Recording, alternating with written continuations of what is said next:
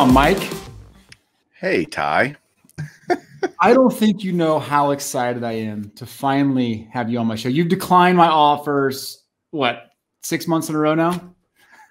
I'm too big for you. I don't know what to do. My podcast is just blown up so much with all the requests for interviews. You're low on the priority list. Are you kidding me? This is awesome, man. I'm so glad to be here. Yeah, thanks for coming on. For those that don't know who Mike Moynihan is, Mike is a baseball collector, and he is our vintage expert. He's everything expert on the Bench Clear channel. And it's getting to know you the last year has been worth everything at Bench Clear. You've been awesome. I'm excited to talk to you today. But this is kind of an interesting one because we were thinking through some topics, and then, of course, out of nowhere yesterday, the big news comes out that Collectors Universe is being acquired by Nat Turner, and he owns D1 Capital. I think that's right. Is that D1 Capital Partners? Yeah, there's two other investment groups that are VC groups that are going to be part of this. Cool. VC stands for venture capital. So, yeah, I guess we should clarify some of these terms as we're talking today. And I thought there's no better guy to talk through this situation than you. And I think we should break it down in a couple ways. I think today's episode, let's talk about what we think are the pros and cons of this. I think there's a lot of pros. There's a few cons as well. I'd love to get your take. You obviously being a financial planner and doing what you do, you probably have a different perspective than I do.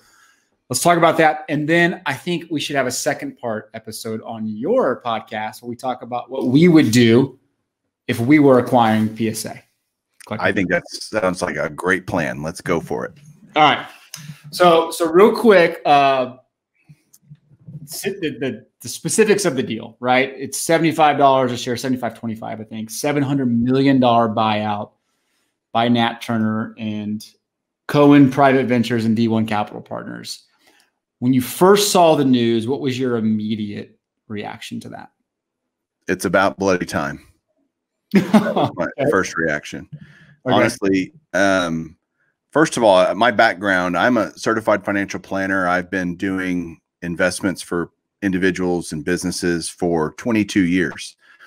And so I've been a shareholder, I was a shareholder until yesterday of Collectors Universe stock for many years and made a nice chunk of money on the stock over the years. And I sold most of my shares back when the trimming scandal was all going on and hot and heavy. And I was worried about the effects on people submitting to PSA and therefore affecting their earnings and all this kind of stuff. And so then I sold the remainder of my shares yesterday at $1 above the buyout price, which, like you said, is 75.25, which if you look at the parabolic rise of the stock this year, it's been nothing short of insane. As the whole market as a whole, right? So for those that are listening on podcast channel, we're showing something on our feed right now. Essentially from April, we were at 15, 500x since April. Yeah. Or 5x. Yeah. All right. Yeah. 500%, 5x. Yeah.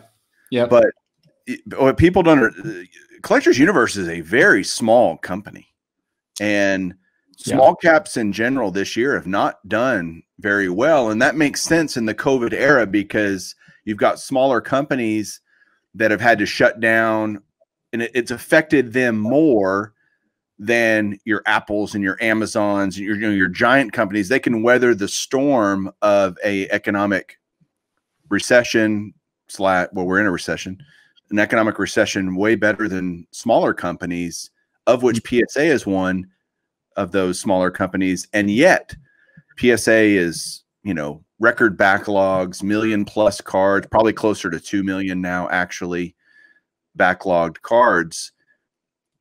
I don't know if can we just talk about that real quick? Because I think this deal is so funny because there's been several other guys that have done either YouTube videos or whatever. I've seen commentary within the community on some forums and stuff. And they've done a really good job breaking it down. But the backlog of cards is interesting. And a lot of people thought, remember, a public company, their number one goal is to make money for who? The shareholders. The shareholders. That's right. And so shareholders, or I guess I should say Wall Street itself, is incredibly fickle. And I say that because I've seen stocks that have blown away earnings and the stock tanks. And it's because the estimates were for not only to be blowout, but super blowout earnings. And it wasn't. And so it quote unquote disappointed on estimates. And that's never made any sense to me in all the years I've been doing this, that a stock can blow out on earnings. Stock goes down because it didn't meet someone else's estimate of what they should have earned, which I think is, well, they're just estimating anyway. They don't know. And so earnings, what you have with this backlog is built-in earnings, because they don't charge or count the revenue on their books, on their balance sheet, until they grade the card. So if they have this giant backlog of cards, then, hey, guess what? That's pent up future earnings that we're going to have that we can, I'll use this word, trickle out, so to speak, or spread out that actual recognition of those earnings and keep our earnings track as a public company going up, which will make our stock price go up. And believe me, all the guys it's true of every company. If you're an executive, an owner, you're compensated highly on company stock. So you want that stock to do just as well as the average Joe like Mike, who owns it, like myself. I want it to do well too. They really want it to do well, the stock price. And I don't want to use the word manipulation, because that's not what I'm talking. I'm just saying they want it to do well, because they have a lot of their worth, or at least some of their worth, tied up in that stock. And so now going private, being pulled away private, the backlog becomes a nuisance more than a quote unquote future revenue stream. It's an impediment to future growth, because how can you instill new policies, procedures, technology when you're still trying to, climb out from under this giant mountain of cards sitting in backlog, right?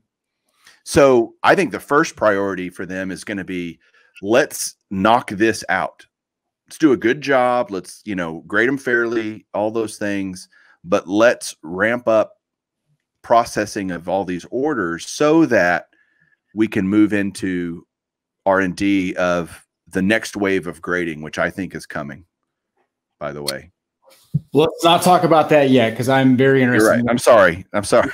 Not going on tangents. Yeah, no, you definitely are. It's okay. That's why editing's awesome. I'll move different parts of what you just said across the entire podcast. Gotcha. You don't have to talk the rest of the entire episode. We're good. Awesome. No.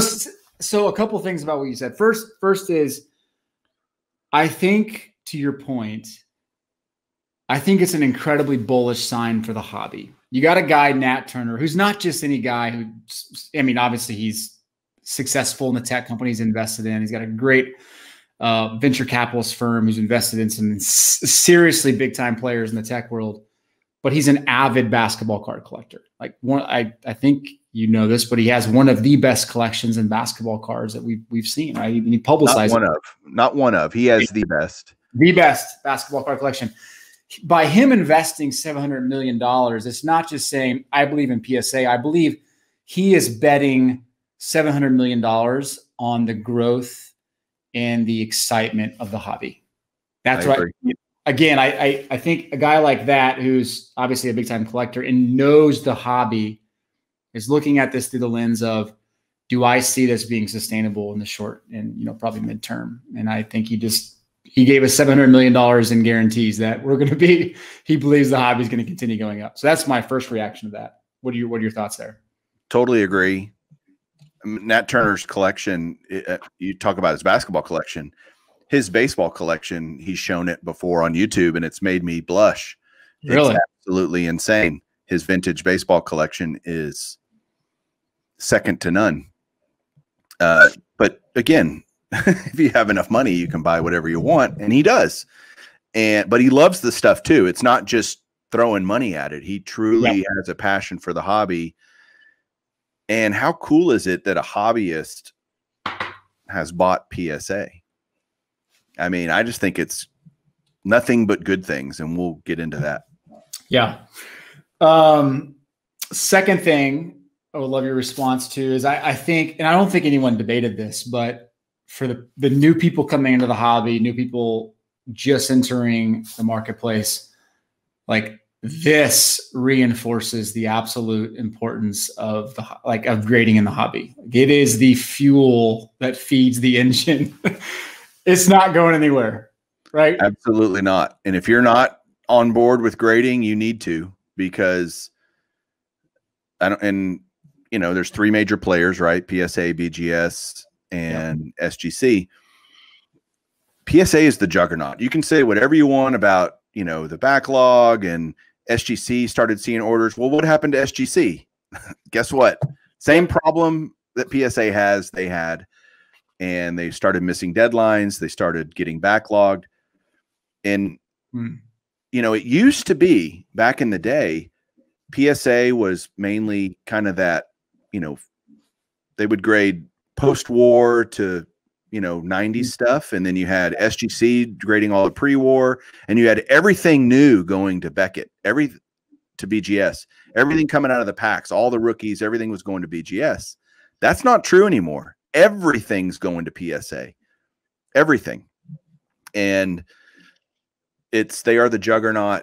Nat Turner recognizes that, and he's going to make them, he's going to swallow everyone else. I have a feeling. I totally agree. I think this absolutely sets PSA as the de facto gold standard in grading. BGS, SGC, they had their chance to take the girl to the dance, and they'd missed the opportunity the last year. I feel like there was a little opening, a little sliver for them to take a shot, and they both swung and missed. Yeah. What happens to them? What do you think happens to them over the next 2 years? I think, like you said, they probably either they go really niche and focus on certain things, or maybe they get acquired. Maybe there's this continued consolidation. That's a great question. I mean, it's not like so right now the stats for modern day cards are about 75% of the sold cards on eBay are PSA. So the other 25%, that's a lot of cards, right? 25% of them are falling. It's like 24% are falling to BGS, and another 1% goes to SGC of modern day cards. That's obviously going to widen, right? It's going to be 80% in a few months. But it's not like they still have a sizable business, and Beckett does more than just grade cards. So what are your thoughts? I mean, I'm sure Nat Turner's already thinking through this and probably has a strategy in place to figure out a way to. I don't think he needs to acquire. I don't think acquiring them is going to be on the table. I think just overwhelming them is on the table and should be. The problem is we all know competition is good, right? Mm-hmm. And so that's my only concern. If I was to have a concern, is competition is good. It keeps prices low. Yeah. Right. It drives innovation. It's an inspiration for innovation. And because you got to come up with what's the next thing to make people want to use our service over someone else. We'll see. We got a new player coming into the grading world. We'll see if that plays any. I don't think it'll be that big a deal, honestly. But it certainly will. The barrier for entry into the grading world is going to be so difficult now for any company that wants to try to build a better mousetrap in the grading world. He's just going to make it so good. You're just going to go, nah, it's not worth it. It would take so much money, right? That you just can't, nobody's going to want to do it. Yep. Yeah, no, I think you're exactly right. I think we'll talk, I do have the negatives I will say here in a minute, but I think to your point, optimization, like this is what he's done, right? The reason he gets involved, and it's not like he doesn't have connections. He gets involved in these tech companies. He's extremely well networked. He's going to be able to use all of those connections to really quickly optimize and drive efficiencies at PSA. I think all the tech, the manufacturing, logistics. He's already invested in a company that looks at, does computerized grading, like you hinted towards earlier. He didn't enter this thinking I'm going to put a plan together. He entered this with a plan in mind already, and I think it's going to be really quick. And then, as we start to see these changes, it's going to be pretty exciting. There was a shareholder letter sent out by one of the large shareholders of, they were an activist investor, large shareholders. Did you hear about this? Have you heard about this? No, go ahead. This was done months ago. They sent a shareholder letter out that said, basically, we don't really like how things are going. And they were at the time, I think, a 15% shareholder of Collectors Universe, the parent company to PSA. Yeah. And they basically said, you got to fix all these things, and gave them this laundry list, get rid of the old crotchety, board of directors people that you have, bring in some new people. The number one name on their list of who they needed to bring in was Nat Turner. No kidding. And that, I think, honestly, because this was 6 months ago, 4 months ago, maybe that sparked, hey, maybe I could do that in Nat Turner's mind. I'd love to talk to Nat Turner and find out, but interesting how things have moved. And this seems to have happened pretty quickly, honestly, from what I can tell. You think someone just randomly mentioned Nat Turner? No, I don't. No. I don't think it was random. I'm just saying, for a deal like this to happen, thinking I want to acquire Collectors Universe. Might be time to start throwing my name out there. But I don't think it. I mean, did you even know this was on the till yesterday when they announced it? Did you even know this was even a possibility? No, I mean, until I looked to yesterday at just Nat Turner's background and the breadth of his wealth, I had no idea he could even do something like this. It's quite impressive. Yeah, he could buy PSA 4 or 5 times over. So yeah, he's got the skins to do it. So yeah, if you look at, and I'll show you my screen so you can see it. If you go to natsturner.com, showing. There you go. There's his angel investments, and you can see. I mean, it's a long list. It's a long list of. For anyone in the tech space will know some of these names, but let's see if you know. Clover Health, I think it was a big one for him. And look at these guys. There's so many companies he's invested in. Do you know how old he is? 34, right? He's only 34 years old. Jeez. Insane. Yeah, I mean, my goodness, most of these acquired, there you go, acquired, IPO'd. Blue Apron, LifeLock. Everybody knows LifeLock. Milo, acquired by eBay.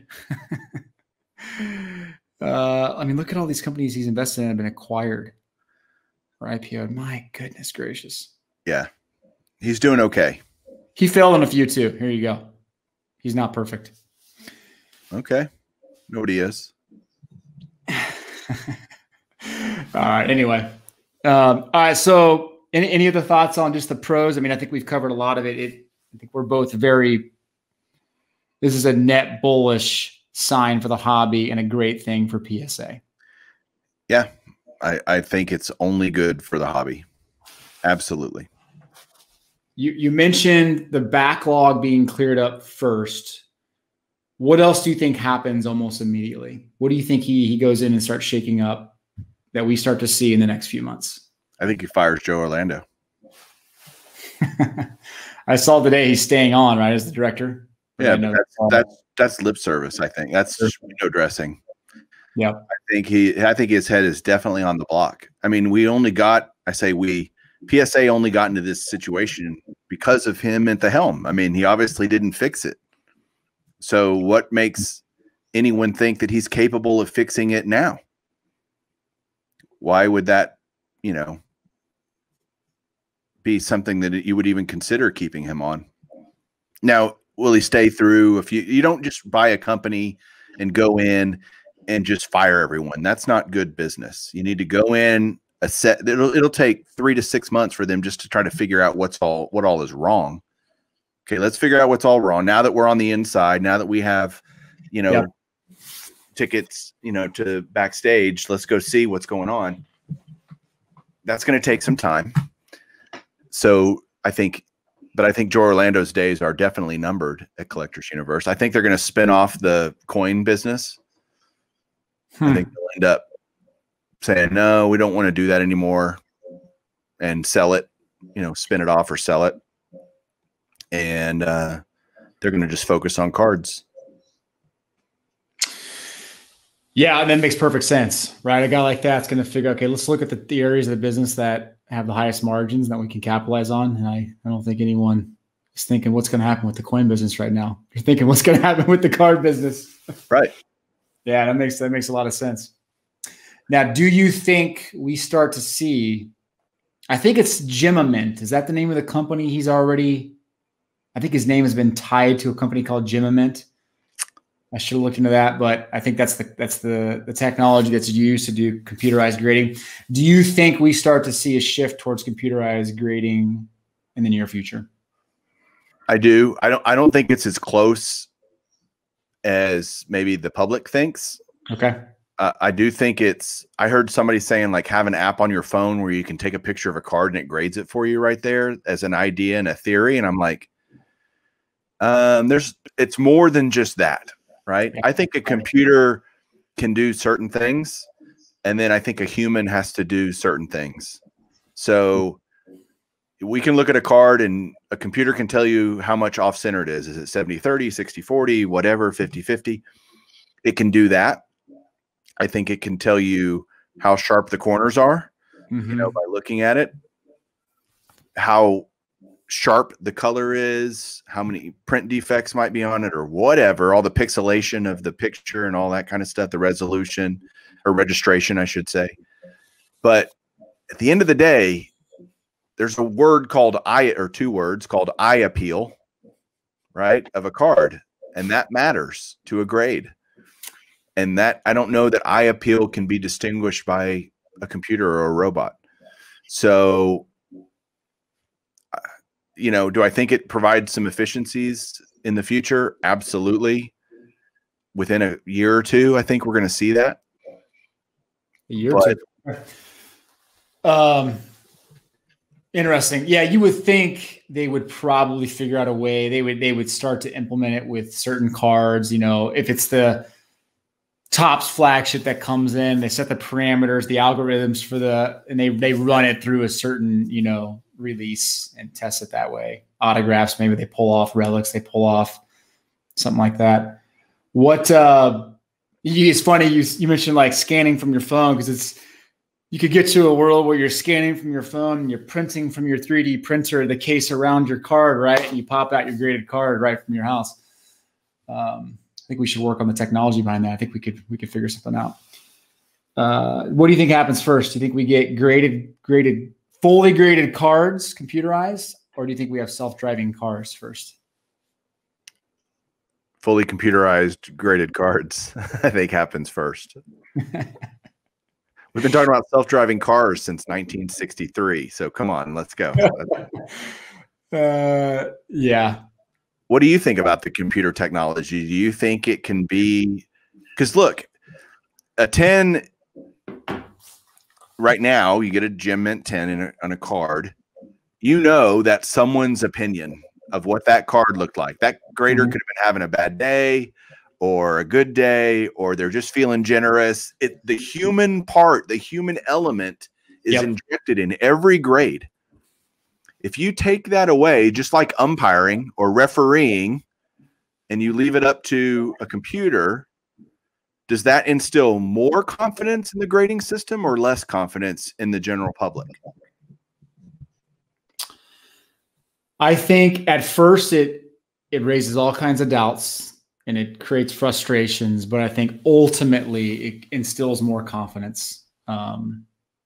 Because look, yeah, I agree. There's eye appeal involved in grading, and there's some fun element to that whole idea that you get a guy that's thinking about things a little bit differently, and you get to BGS 10. Maybe it's BGS 9.5 normally, or vice versa. But I mean, let's be honest. Like, it wouldn't be that hard for a computer to catch the reflection, to catch surface scrapes, to look at the edges the right way, to look how centered an autograph is. Is the ink fully, is it diluted at all? Like, that stuff it could do easily. I agree. Grades. I think what you end up seeing, and this is actually one of my cons, is that the whole scale of grading would be different.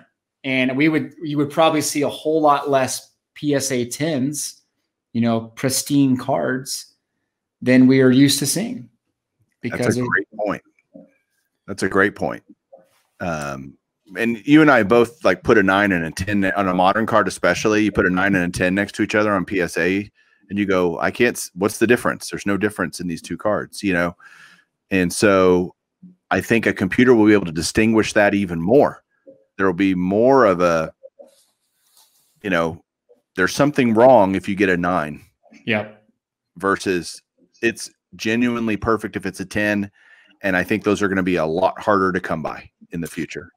Yeah. Which means that PSA 10s from here and backwards are just going to be worth more, right? Because people aren't going to realize it going forward, that they were graded differently. And like it just changes the spectrum of things. So it's just another thing to factor into the way you invest your money in cards. Yep. So that'll be really, really interesting. Since we're on the topic of negatives, you okay if we shift it a little bit? Because I think it's my show, actually. We can shift it if we want. I work for you. I'm a little concerned that they're not public anymore, because you have the oversight. You have to report back to the shareholders. You have a lot of I know it's probably frustrating, but you have all the regulations that you have to abide by, and you can get caught doing things that are shady. You don't have that anymore. So is there a conflict of interest from a guy that has the largest collection and has some of the most expensive cards ever, working for the company that will certify those and drive value? I'm not saying that Turner would do any of that stuff. I'm just saying in general, does being private, does it create a whole new level of concern and worry that things can happen that are a little shady? It certainly creates the environment for that to happen. It'll be very interesting to see how this new group, how transparent they are about how things work and how things are going. Yeah. The problem is you don't know if they're telling the truth or not, whether they're acting transparent or not. No one has access to the financials. No one will. It's not public information anymore. And even if they put it out, it's not regulated by anybody to be checked and audited, and they're not under certain guidelines that they have to do if they're a public company. We'll see. That there's a lot to come out. I agree with you. There's definitely some opportunity for shadiness to happen. I'm a glass is half full guy, so I try to think the best of people. Sadly, they disappoint me more often than I wish, but let's hope that, and I think that's one of the pros, is this guy's a hobbyist. He knows that if it's shady, he's been a part of the PWCC controversy, the trimmed stuff. He knows it sucks as much as anyone to buy a card that's been trimmed and that's not, declared that it's been trimmed. I don't have a card with a problem with anybody trimming a card. Just let me know that it's been trimmed. Yep. Right. So it's a question of disclosure. It's a question of transparency. And that's to be seen. That's to be determined how much they are. Yeah, I think you nailed it. I think it will all come down to how transparent he wants to be about things, because this is, for all the glory that we've seen in the hobby, this is still a very tight-knit group. Hobbyists have this community element that you know very well. And the second you see a little smoke, people will start to think there's fire, and it could cause a little rift. And that could be the one thing I think causes this whole thing to not work out so well. What do you think are their biggest obstacles that they have to overcome? Well, I think one of them is not really on them. In a sense, I think they don't they don't know how the market is going to play out next year. Or they have to have a great sense, I'm sure. But, you know, at a certain point, like you process 2 to 3 million cards, whatever the backlog is, and you get those things out quick. Does that drive down value so much on graded cards where profitability starts to shrink from PSA and the grading companies because people aren't seeing the value in grading cards anymore? I mean, there's a reason why there's pent-up demand and the prices are shooting up, right? Because we're not seeing pop reports skyrocket through the roof. But if you see a Luis Robert shoot up 5,000 cards in 2 weeks, like on the pop report, like you won't see the pop report shoot to 20,000 like you do for Ronald Acuna. It'll be all right. Well, here's a little bit of, you know, basic Keynesian market theory, supply and demand, right? I'm an economist by education, by the way. So I'm going to start talking a little bit about this stuff. And if you don't want to listen, turn the podcast off. Just kidding. Don't do that. What happens? You get rid of the backlog. You flood the market with PSA cards. Prices, they've been raising prices recently, right? Over the last 6 months because, hey, we're trying to slow down the flow of cards coming into us. So we're raising prices, especially on ultra modern. Well, now if it costs $15 to grade a card that's only going to be worth $30 if you get a gem mint 10. If you get a 9 or an 8, it wasn't even worth sending in, right? So what'll happen? Well, the demand will be lower. People won't want to send those cards in anymore because they can't make any money. If gem mint 10s become even more scarce, as we've just alluded to about the more strict grading, if you start computerizing that process, automating that process, then what'll they do? They're going to lower prices again. They're going to go back to, I remember days when you could send in cards for $6.50 to PSA all day. Then you create profit for your end buyer. And look, what's their margin? It's not right, especially if they start getting rid of people that they have to pay salaries to and computerize this stuff. Their overhead goes down dramatically. All they have to do is pay the electric bill, and then their margins are going to be gigantic. And then, so who cares if I do it for $6.50? It's costing me 8 cents a card or whatever. It's like your iced tea at the restaurant. You know, the iced tea costs a nickel and they charge you $2.50 for it. Right. So it's the same kind of premise. You're going to get to an economies of scale with this where you can grade the card so cheaply from an overhead standpoint that no matter what I'm going to make, you know, some giant multiple on margin that I can lower prices. People will start seeing the value, and it's just a cycle, right? It just runs through cycles like this. And that's where I see the future of grading cards. The kind of 5-year future is prices coming back down to grade cards, which is good for the hobby. Yeah. So I disagree with that. I think we see prices continue to go up. I think you're going to see it's going to be expensive to put in some of the processes he's going to want to put in. I get it. He's going to find a way to optimize and come up with technologies down the road to maybe do this, but those things aren't cheap.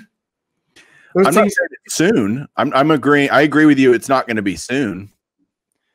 You tell me one market where prices continue to drop in a growing market. Give me one example of that, and then I would maybe believe you. Oil and gas.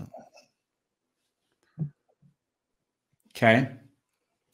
But I don't think that's the thing. I don't think it's going to keep growing. We're going to flood the market, right? Let's think a year. Mm-hmm.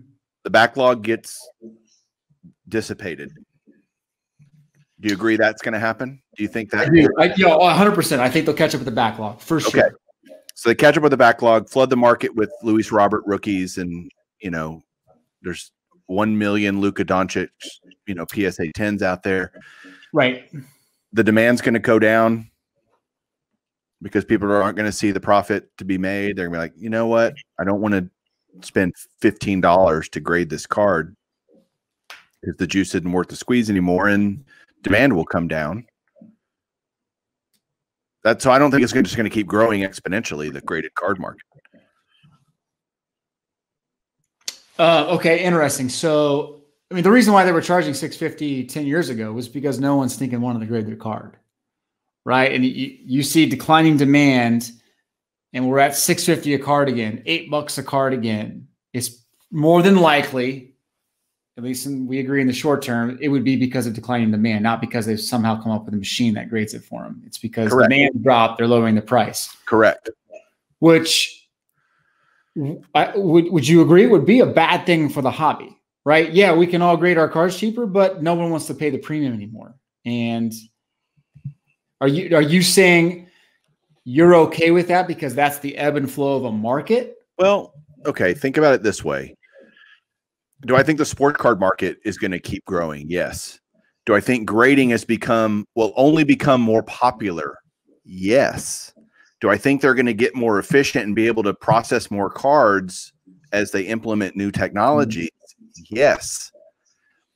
And they're basically going to get done so much faster than they are doing now. They're going to be able to grade so many more cards in any given month or week or year that they're going to have idle, so to speak. They're going to be sitting around going, hey, we need some more orders to come in because we're caught up and we need more stuff. We can do more. We can process more. We can get through more cards. So how do you get more cards in the door? You lower prices. So that's not bad for the hobby. That means the hobby's growing. They're doing a really good job. They're being super efficient at getting grades happening so that, and they get the technologies and the efficiencies going that they're now doing 10 times the amount of volume that they did previous. Let's say whatever multiple of volume that they will be able to handle in the new regime, under the new regime, the new technology. Well, now we need that many more cards coming in. We can't keep charging $15. We need people to send in their lower tier cards that they can now make a profit. You know, we need to open and expand the world of cards that people are willing to submit to make it worth their while. You do that by lowering prices. That's the only answer to make that happen. No, I disagree. I think the answer is you just process it faster, right? People are willing to pay a price. I don't think Mr. Turner entered this thinking, I want to jump into this business that's hot and I want to come in and I want to discount the prices. I want to build this business in a way where we can lower the prices by 50%. Like that would be an awful business decision. Well, because the demand is there. All right, let's think about this. I can do I'm going to throw out numbers just to help you understand my theory here. I know what you're saying. You can do 5 million cards at $6, so you can do 2 million cards at $15.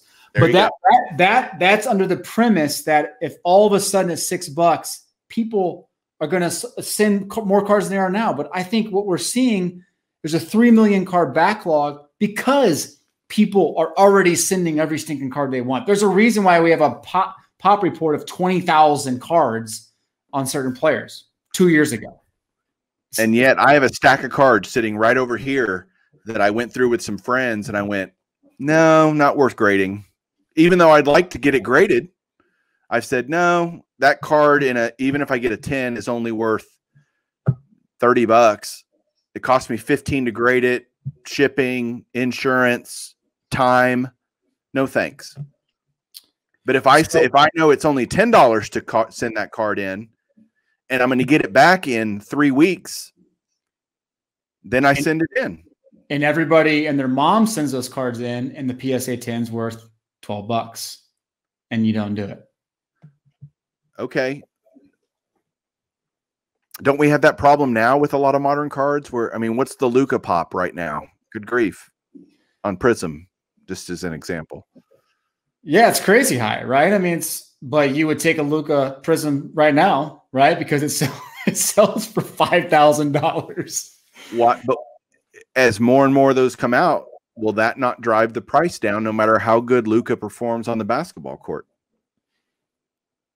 Yeah, but I don't think we're at a point in the hobby where people are afraid to send in cards because they don't want to pay the $12 to wait the 6 to 8 months. I think people are okay with that. Again, that's why we have the backlog, because they realize, like, they see that it could become a $300 card if they grade a PSA 10. I don't think I don't think there's a lot of cards. Again, your situation of pointing to a stack of cards, like I have a stack of cards too, but like I know the reality is all of them are going to grade PSA 10. And if a few of them do in this particular stack, like it might pay for the mistakes I made in the other grades. But like lowering the price, all it does is water down the prices for everything else. I guess I just don't see how we get to a world where we're back to lower prices for grading. I can't think through that. Maybe it takes some time.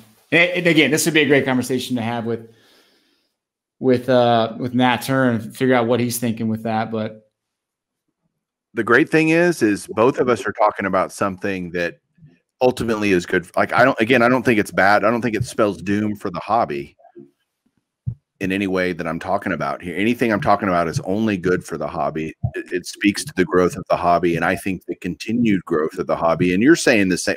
We're saying more similar things than maybe you think. I just think that the hobby's going to grow. Grading's only going to grow, I think.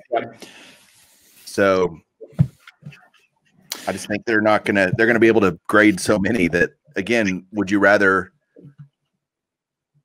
grade 6 million and make a 40% profit margin, or grade 2 million and make 100% profit? There's a number, and I'm sure they've figured it out what that is. Of where do we need to get to where there's that equilibrium between supply and demand, and price is a part of that discussion. Yeah, for sure. For sure. Yeah. I guess back to the original point I was trying to make, I think my concern would be, and again, we're in unprecedented territory in the hobby. We do not know if the market can continue at this pace. Like at a certain point, we're going to hit a little bit of a tipping point where we just can't continue to pay the prices for the PSA 10s of the world, right? Like if gas went up to $7 a gallon, right, we would have certain people driving and certain people wouldn't. There's going to be a lot of people that can't play in this game anymore if we continue to see this rise. And at what point does the glory days of PSA and BGS right now, like, is he buying at peak price? Maybe he might be buying at peak price. Well, think about this though, over time, and this is my 40 years in the hobby speaking now. Yeah. I'll speak on the vintage world because it's the world I live in the most, but what we've seen in that, because you're right, I can't afford to play in buying PSA 8s of vintage cards, say cards from the 60s anymore. Yeah. So guess what? I'm buying 6s and 5s, which is, guess what those prices are doing? Bing, bing, bing, bing. Right? You're going to see, I can't afford a PSA 10 Giannis anymore. I'm going to talk basketball because that's what you love. But I can't buy a PSA 10 Prism. Take the G out of it. Giannis, Acapulco, whatever. That wasn't that bad, actually. Bless you. Yeah. Achoo. Acapulco. So Giannis, I can't afford a PSA 10 Prism anymore. I'm going to try to buy a 9. Well, a 9, because we all have budgets. Everybody has a budget. And, well, I can't do a 9 anymore. I'm going to do an 8, which, by the way, is still a near mint card. Near 8 are near mint, 9s are mint. And so I just think you're going to see people, the grades are good, the higher demand is going to be for the lower grades because of the super high prices on the 10s. Yeah. And that'll just be a gradual process. It's happening in vintage now. I'm telling you. People are going, yep, I'm priced out of XYZ high-end stuff. I'm going to just, I just want the card. I want an a 1975 George Brett rookie. Well, I can't afford a 9 anymore. So yeah, which it brings up a good question. I think for those that don't listen to your podcast, The Golden Age of Cardboard, and you don't know anything about vintage, go back and start at episode 1. What are you in? 14? Episode 13, 14? 14. It's coming up this week. 15. Every week on a Wednesday, follow us on YouTube. You can hear Mike's podcast. An incredible, the best vintage card podcast in the hobby. You do a great job. But what is the mindset of a vintage collector going and buying a PSA 6 of a card? Because all these new folks coming into the hobby are thinking, okay, I want to go buy Michael Porter Jr. his PSA 10 silver card because when he has a couple good games, I'm going to flip this bad boy. That's not the mindset when you buy a PSA 6 of a card from the 50s. Is the mindset, I want to buy this card and I want to store it away because it's something that's it's obviously not being printed again, and it is a piece of history. What talk me through the mindset there? That has a lot to do with it, I think, in the mind of a vintage collector. I guess I can speak the way I think. I want the highest grade that I can afford for any given card. And if your collection's broad, like mine is, if you're very narrowly focused, you can, let's say you only collect Carl Yastrzemski, let's use that. Well, he has 20 cards.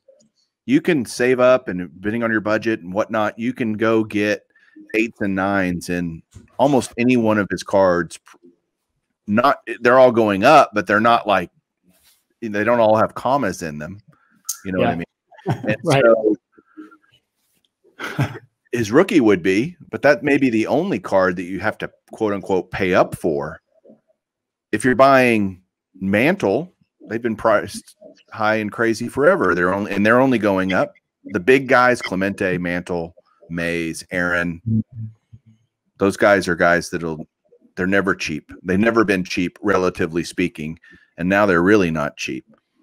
So the vintage card collector says, I want to buy or at least Mike says, I want to buy the highest grade I can. And I used to be able to buy 8s for kind of that price range that I was willing to spend on certain cards. Now I'm forced to, given my budget, given the cards that I want, I can't afford 8s anymore. I can't really afford 7s anymore. Now I'm going to get 6s and 5s. And hey, just a nice, clean example. But if you have the money, you can. I've said this all the time. I say this. First of all, I think 2 things. Today's high prices are tomorrow's discounts on any card, because I think things are only going to go up. So if you think it's crazy today, wait a year and you'll kick yourself for not buying that card in the vintage market, I should say, not necessarily in the modern market, because it does fluctuate so much with performance. You don't have to worry about that with the vintage guys. Most of them are dead and they're not going to play anymore, or, have a domestic violence incident or whatever. Nothing's going to affect their card prices in terms of their day-to-day, except them dying, which only, makes their card prices go up. And so I totally forgot my point. That's pretty good. That is the result of being old, unfortunately. Yes. Hobby. Hey, my response to that is today's modern is tomorrow's vintage. So, hey, using your logic, we should just hold all this stuff. No, I'm kidding. I'm totally kidding. Print runs are ridiculous. Okay. Yeah. Keep talking. I'm very curious. I want to respond to that. If you know your second point, you can say it. But if you don't, I want to respond to your first point. Go ahead, and I'll maybe think of it, and we'll make it a whole nother segment. Yeah, we just did that. It was great. Because I remember about, middle of the summer, we were on an episode together, and you mentioned that we've reached a point in the hobby where you're thinking that you, first off, are stopping buying because prices were getting out of hand. And second, you were thinking about starting to sell some of your stuff because prices were so high. Why would you do that if you think they keep going up? Well, I rethought that, honestly. Okay. And I started buying again, but I started again. I was only frustrated because I couldn't buy the cards in the grades that I wanted to. I was now priced out. And I've resolved personally, this is every collector has to make this personal choice of what they want to do. I want to buy a bunch of let's say your budget's $50 a car. I don't know, whatever your budget is. Do I want to buy one really good high-end card, or do I want to buy a bunch of kind of medium grade cards? That's the dilemma we all face in our collecting habits. I came to the personal choice of, I still want all these cards. I'm going to just find lower grade examples that I just want to have it. So I was only frustrated because I couldn't buy that card in a 7 or an 8 anymore. I had to buy 5s now. And so that's where the frustration came from, given the parameters that I've set on myself. Again, every collector's going to create their own world that they live in the hobby.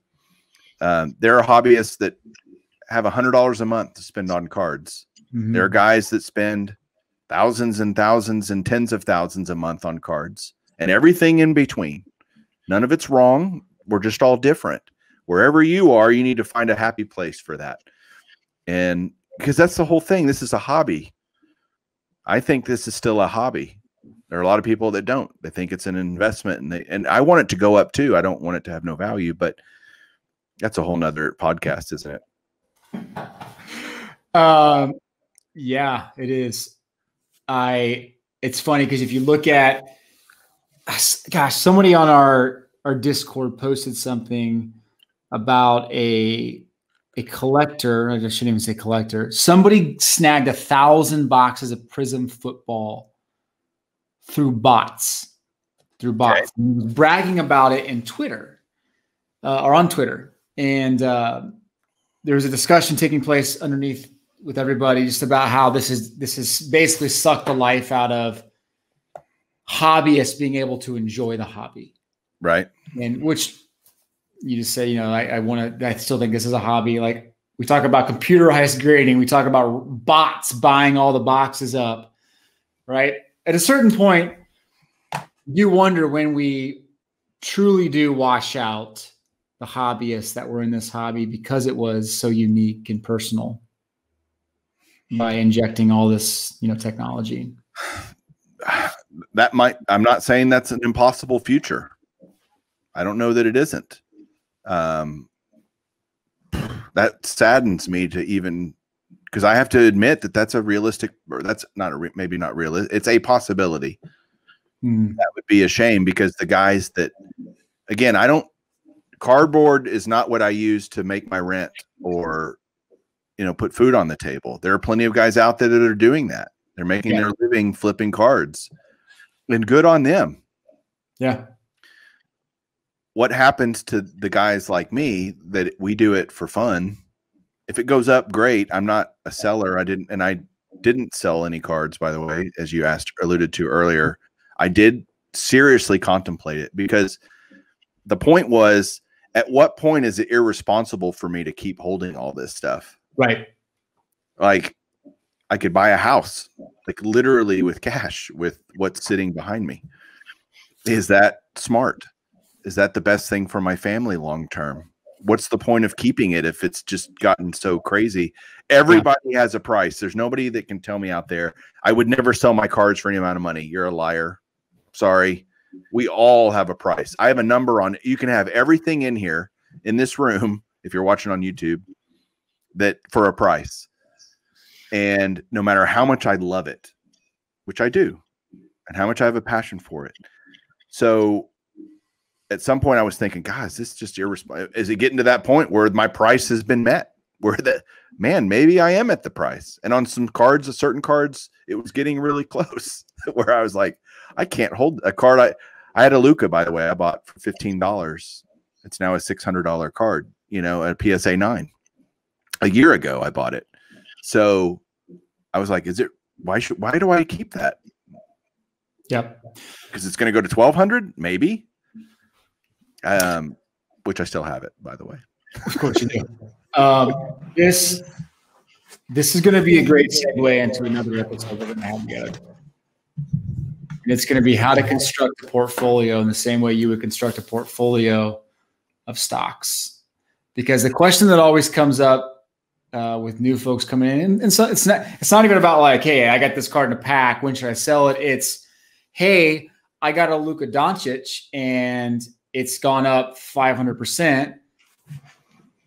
when is it irresponsible? And if you're managing a portfolio of stocks, you have these metrics and these levers, when you're going to sell. Like, when it hits a certain percentage, you're going to sell. Yeah. It'd be great to coach a group of people on what you think is a good way to manage that. And I have my thoughts on that too. Like, set your parameters and roll with it, right? If it's more than just a storm away forever, set your parameters and don't think twice. Yeah, don't be greedy. That's what I tell my guys, that when we buy stock for them, first thing I tell them is, what's our number where we're going to sell? And you decide beforehand. And what's the number that I sell if it goes down? Because no one wants to lose all their money. Yeah. So you put these guardrails, so to speak, on your, and let's say it's on a stock, we might say, hey, if it goes up 100%, I'm just using some number. Yeah. I'm going to get out. I'm not going to be greedy. Yep. And that would be the same mentality I would tell someone to have if they're buying cards to flip them. Yeah. If you're buying cards to own them forever, that's not an answer. It doesn't matter. If you're buying cards thinking you're going to own them forever, hoping you're going to own them forever. If you're buying them to invest, you have to diversify, right? Just like you would in anything else. You can't put all your eggs in one basket. And the greatest thing I would tell people is let's say you believe in Luka. I'll just use Luka. And you should buy 10 of his rookies, not just one. Because if it goes up crazy, guess what? You sell half of them. And that way you win both ways. You make profit, and now you're playing with house money. I do that with stock all the time, where if we have 500 shares of a company and it goes up, super crazy, or it meets our threshold, the first thing the client always asks me is, do you think it's going to go higher? Which is, guess what everybody's asking about the hobby right now? Do you think it's going to go higher? My answer is, I don't know. I don't know any more about the hobby than I do about any given stock. I'd like to think the momentum is good, and you can say whatever about the company or the player if you're talking cards. But at the end of the day, if you say, look, we're not wrong, we're right both ways, is the right way I like to say it. If we sell half of it, let's sell half the stock or half the cards. I got 10 Lucas, let's sell half of them. Now we're playing with house money.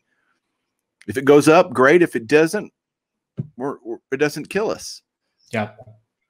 Holding too long is always the problem. Does that make sense? Like, that's always the issue. People hold too long. Oh, for sure.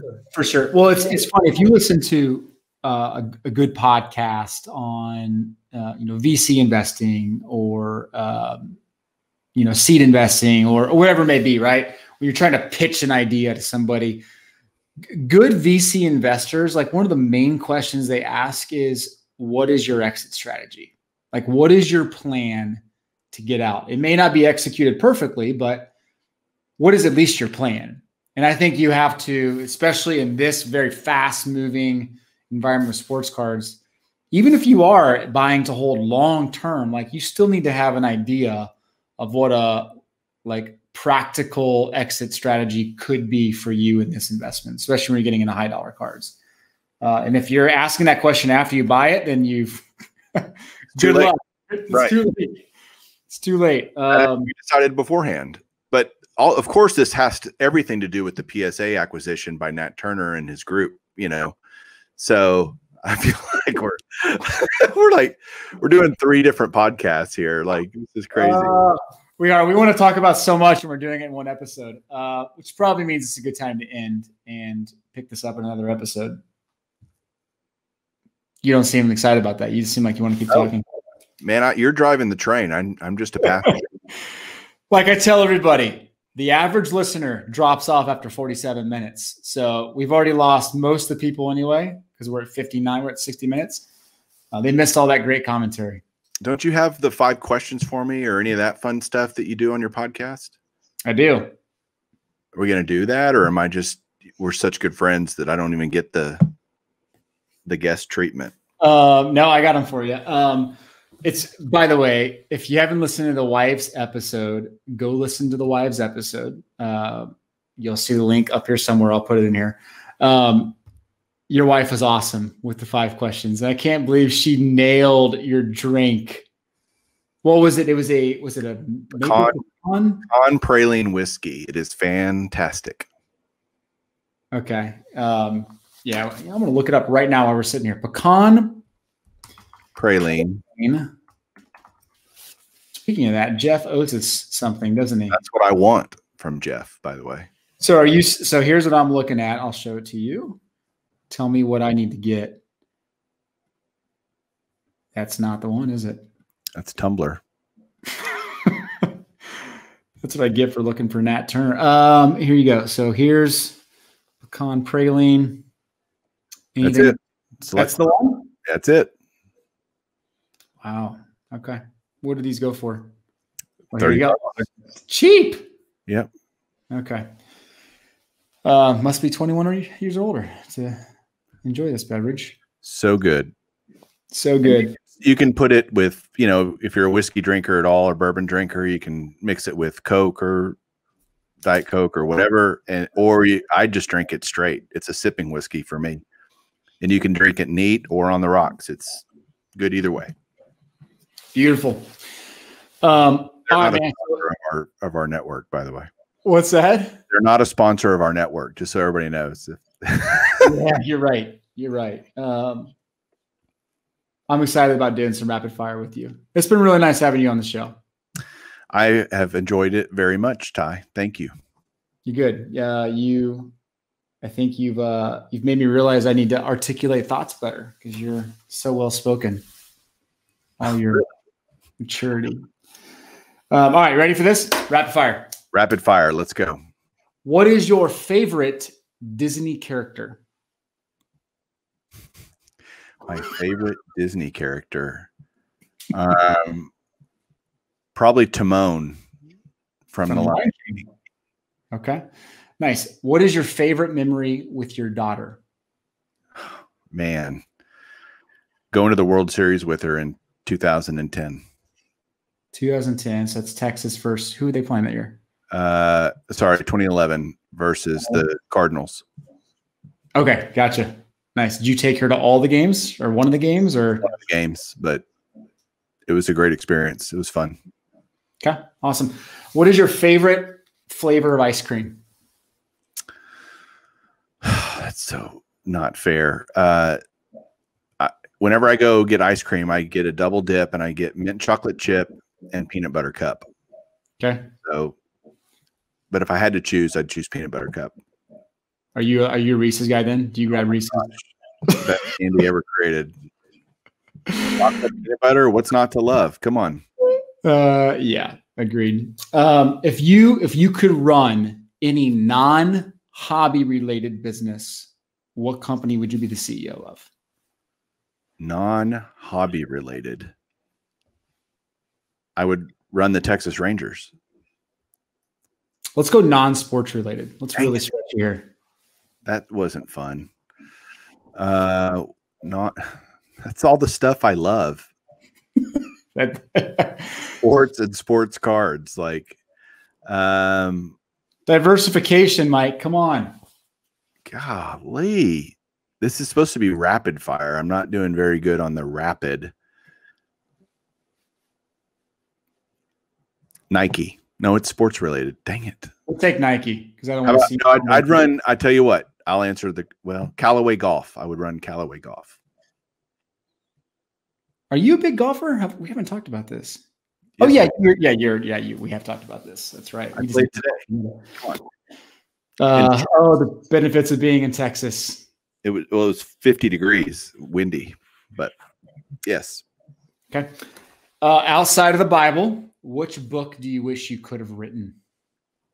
Which book do I wish I could have written? Common Sense by Thomas Paine. Common Sense by Thomas Paine. Interesting. Okay. It created our democracy. Common sense? Seriously? Okay. You didn't go to school and do world history and never read it once. Okay. I didn't go to school either. So gotcha.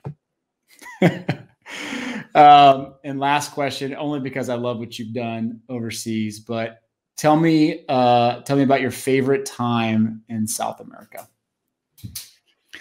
Favorite time in South America. This might be kind of a cheesy story, but I do mission work all over Latin America because for Big Ugly Gringo, I speak pretty good Spanish and I love the people and they have great hearts. And I was in Ecuador and we had a lady who we were going to help. There were just 6 of us, 3 dads and our sons were with us. And we were going to clean out her house. And her house was literally a room no bigger than this room that I'm in now. She just wanted us to clean it out. And I thought, man, that's not enough stuff. We need to be doing more. You know, we're coming down here to help and we can do so much more than that. And that's all she wanted us to do. And she had to run some errands. And so we got done cleaning it. And I'm all the while going, man, this is such a waste of our time. This is silly. And we get done and we finish the work and she comes back and she is just bawling at how amazing this makes her feel and how much pride it gives her and self-esteem. And she's just going on and thanking us. And oh my gosh, that was when God kind of kicked me in the nuts and he said, no, you're going to do what I want you to do down here, not what you think you should be doing. And it completely, this was the second mission trip I ever went on. And it completely changed my perspective on serving, that anytime you serve anyone, you're doing it for their benefit, not for yours. Might you receive an ancillary benefit from it? Of course. Does it provide joy? You bet. But at the end of the day, you need to remember who you're working for. And it ain't you. So that was my most amazing experience in South America. Maybe not the answer you were looking for, but that's the truth. I love it. Mike, the baseball collector. Thank you, man, for being on. I appreciate it. All right, Ty. See you later. All right.